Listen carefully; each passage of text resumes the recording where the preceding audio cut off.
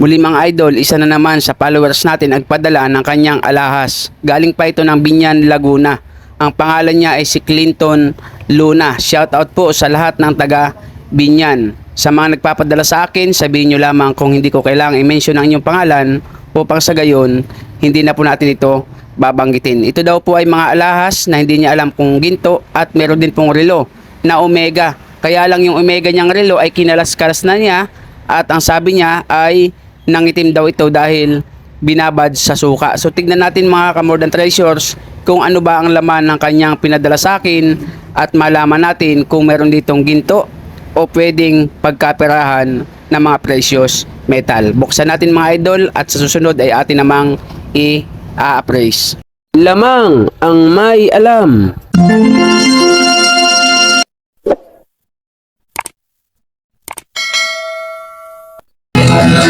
Ginto pilak ang ibabaw ko. Pag pilatis lang ginto, eksperto ko. Yan nga mga idol, binubuksan na natin upang sa gayon ay malaman natin kung ano-ano ba na items ang pinadala sa atin ng ating followers. More than treasures, more than treasures.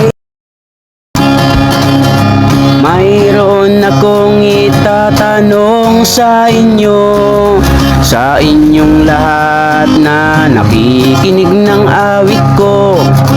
Nais nyo ba na kayo ay matuto sa usapang alahas, pilak at ginto? Kung nais nyo na kayo ay matuto, buksan nyo ang YouTube channel ko. More than treasures, more than treasures, more than treasures ang aking pangalan.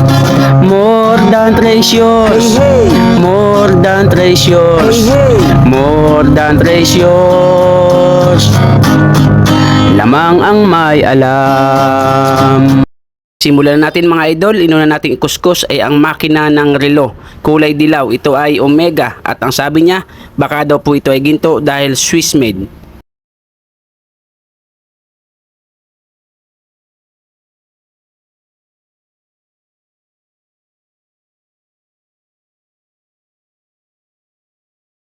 Nakita nyo naman mga idol, nabura sa bato. Ibig sabihin, hindi ginto ang makina ng relo na Omega. Mga idol, bibihira po ang ginto sa makina ng relo. Kalimitang ginto sa relo ay sa kanyang mga housing. Ito po yung pangalawa niyang makina. Gold plated din po ito. Kasi sabi baka daw ginto dahil dilaw. So kuskus ulit natin sa bato.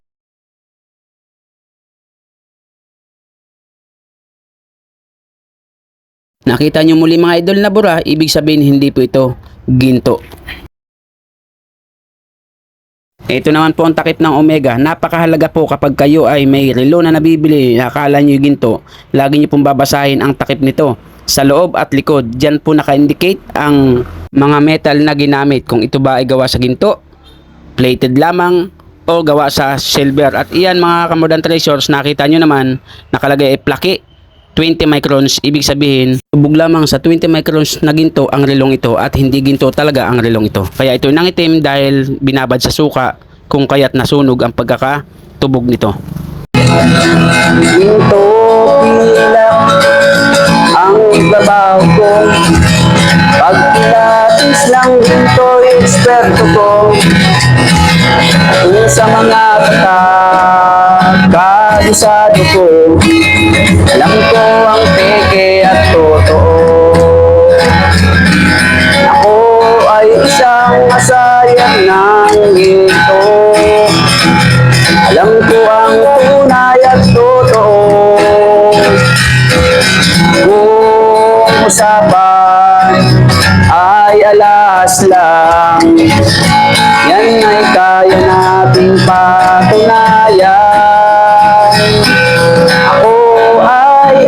Tindi ng usok mga idol at nagkulay rin ng asido, ibig sabihin tanso talaga ang metal na yan. Alam ko ang tunay at totoo. Walang maitatago kung usapan ay ginto. Bracelet naman ang ating papatakan ng asido sa bato. At yan, nakita nyo mga idol na bura. Yan ay maitim na dahil binabad nila sa suka. Ibig sabihin, hindi talaga ginto. Mayroon ngayong bagong pauso. Mahal daw ang bariyang 10 piso. 2001. Ang iba naman ay 5 piso. Ang iba ay 20 peso, lagpas kwelyo. Kung sila'y inyong tawagan, chat at kahit reply wala man lang. Pagkat ito ang katotohanan. Pinag-isa ko na lang ang kuskus mga idol upang sa gayon ay makatipid ako sa asido. Pag may ginto dyan, may matitira. Pag walang natira, ibig sabihin lahat ay tanso. At yan nga walang natira, ibig sabihin tanso lahat idol. Pag pilatis ng ginto'y eksperto ko. Kung sa mga kata ay kabisado ko. Maraming salamat sa inyong panonood mga idol at shoutout kay Sig Moto. Nawa i-follow nyo ako sa ating video at sa mga susunod na video ay abangan nyo muli ako. See you in our next video. God bless po. Lamang ang may alam.